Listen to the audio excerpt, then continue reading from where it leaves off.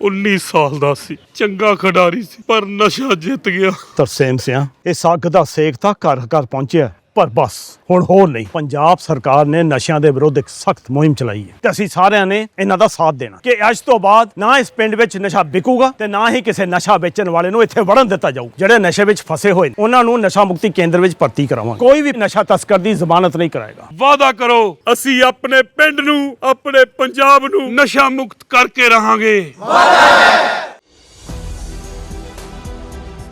क्या आरएसएस का जादू अब नितिन गडकरी पर इस कदर चल चुका है कि वो अपनी ही सरकार को निकम्मी बताने लग गए हैं? जी हां, बड़ी खबर निकलकर सामने आ रही है कि एक कार्यक्रम के दौरान भरे मंच से हंसते हुए नितिन गडकरी ने मोदी सरकार को टारगेट किया है और पहले तो निकम्मी सरकार बताया और फिर सारे धागे खोलकर रख दिए हैं, जिसने बवाल काफी ज्यादा बढ़ा दिया है। नमस्कार, आप देखना शुरू कर चुके हैं 4 PM न्यूज नेटवर्क और मैं हूं आपके साथ प्रगति ठाकुर। लगातार सरकार के खिलाफ, खुद प्रधानमंत्री मोदी के खिलाफ बयानबाजियां करने वाले नितिन गडकरी ने तो अब सारी हदें ही पार कर दी है।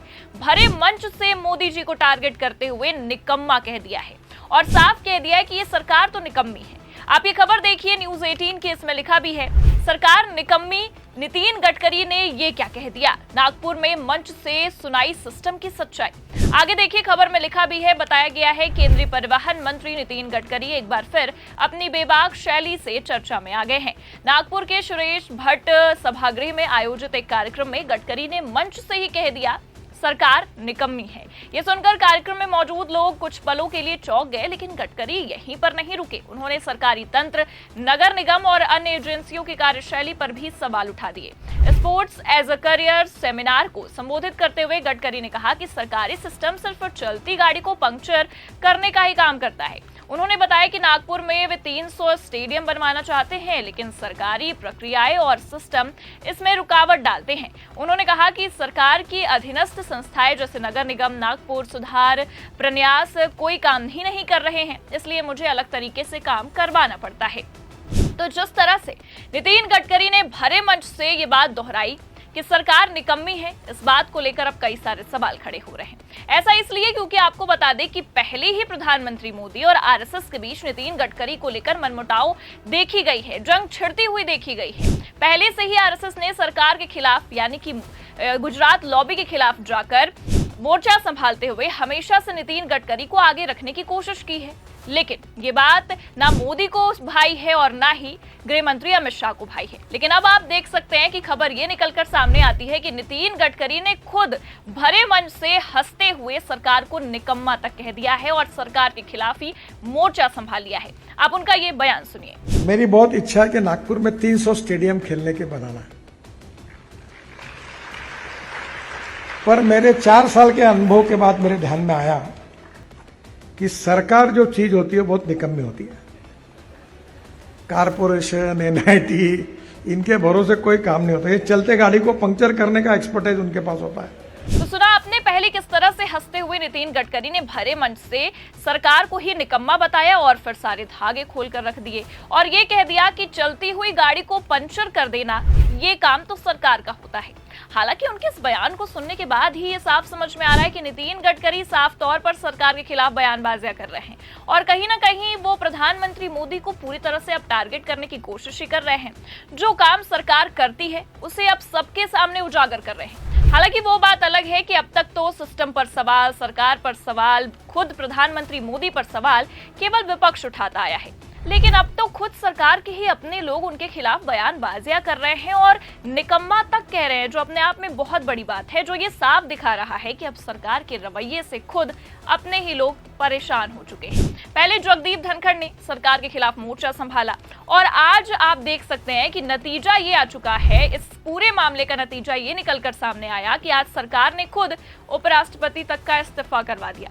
और ऐसा हम नहीं कह रहे हैं, तमाम तरह के मीडिया रिपोर्ट्स जो सामने आ रहे हैं, जो दावे किए जा रहे हैं, वो ये साफ दोहरा रहे हैं कि सरकार के खिलाफ ही लिए गए कुछ फैसले, अपनाए गए कुछ रवैये की वजह से आज धनखड़ को इस्तीफा देने की नौबत आ चुकी है और उनका इस्तीफा करवाया गया है, दबाव बनाकर करवाया गया है।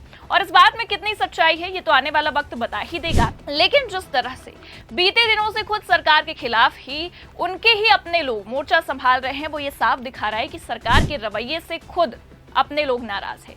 पहले धनखड़ और अब नितिन गडकरी से लेकर चिराग पासवान तक सरकार के खिलाफ बयानबाजियां कर रहे हैं। जी हां, बीते दिनों चिराग पासवान ने तो सरकार को समर्थन देने पर ही सवाल खड़ा कर दिया और कह दिया कि मुझे दुख होता है कि मैं ऐसी सरकार को समर्थन दे रहा हूं। आप ये खबर देखिए, इसमें लिखा भी है, मुझे दुख है कि मैं नकारी सरकार का समर्थन, बढ़ते अपराध पर नीतीश पर भड़के चिराग। आगे खबर में लिखा भी है, बिहार में बढ़ते अपराध के मुद्दे पर केंद्रीय मंत्री चिराग पासवान ने कहा कि जिस तरह से अपराध हो रहे हैं, प्रशासन अपराधियों के आगे पूरी तरह से नतमस्तक हो चुका है। ये सही है कि इस घटना की निंदा करना बेहद आवश्यक हो जाता है, लेकिन ऐसी घटनाएं क्यों हो रही हैं, इस पर बात पर विचार करना भी जरूरी है। अपराधों का सिलसिला चल रहा है, अगर ऐसा ही चलता रहा तो स्थिति भयावह हो जाएगी, बल्कि हालात भी भयावह हो जाएगी। चिराग पासवान ने कहा कि अगर बिहार में हो रही घटनाओं के बारे में कहा जाता है कि ये चुनाव के कारण हो रही है, तो मैं भी कह सकता हूं कि ऐसा हो सकता है। ये सरकार को बदनाम करने की साजिश भी हो सकती है, लेकिन फिर भी इसे नियंत्रित करना प्रशासन की जिम्मेदारी है। उन्होंने ये भी कहा कि इन सबके बीच मैं सरकार से समय रहते कदम उठाने के अनुरोध करता हूँ। मुझे दुख है कि मैं ऐसी सरकार का समर्थन कर रहा हूं जहां अपराध नियंत्रण से बाहर हो चुका है। उन्होंने ये भी कहा कि बिहार अब उनके नियंत्रण में नहीं है, लोग परेशान हैं।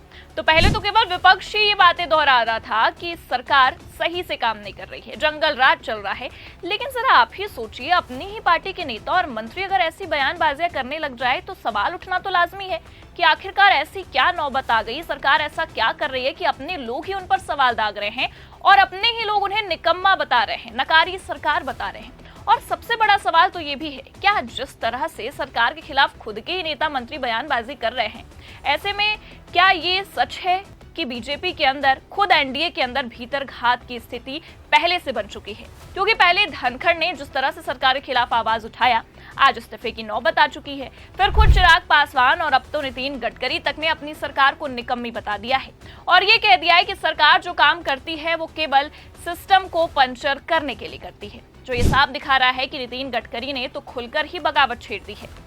अब ऐसे में गडकरी के इस बयान के बाद इतना साफ है कि गुजरात लॉबी में हलचल तेज हो चुकी होगी। हालांकि अब ये देखना होगा कि और कौन कौन बचा है जो अपनी ही सरकार को आईना दिखाने के लिए खुद से आगे आता है और इस तरह से बयानबाजियां करता है। क्योंकि अभी तो धनखड़ ने बयानबाजियां की, कुछ रवैये ऐसे अपना लिए जो सरकार को नहीं भाए, तो इस्तीफे की नौबत आ गई। उसके बाद चिराग पासवान ने नकारी सरकार तक को कह दिया कि मुझे तो दुख हो रहा है कि मैं ऐसी सरकार को समर्थन दे रहा हूं। और अब आप देख सकते हैं कि खबर ये निकलकर सामने आती है कि नितिन गडकरी खुद की ही सरकार, बल्कि वो खुद बीजेपी के नेता हैं और अपनी ही सरकार को निकम्मी सरकार कह देते हैं, जो अपने आप में बहुत बड़ी बात है। लेकिन अब ऐसे में देखना होगा कि और कौन कौन बचा है जो ऐसी बगावती सुर अपनाता है। लेकिन आपको क्या लगता है, क्या आप खुद मोदी शाह की बैंड उनके ही नेता बजाने वाले हैं? अपनी राय कमेंट करके जरूर बताइए। खबर आपको कैसी लगी, लाइक और शेयर जरूर करें। चैनल पर अगर नए हैं तो सब्सक्राइब और ज्वाइन करना ना भूलें। देखते रहिए 4PM न्यूज नेटवर्क। नमस्कार।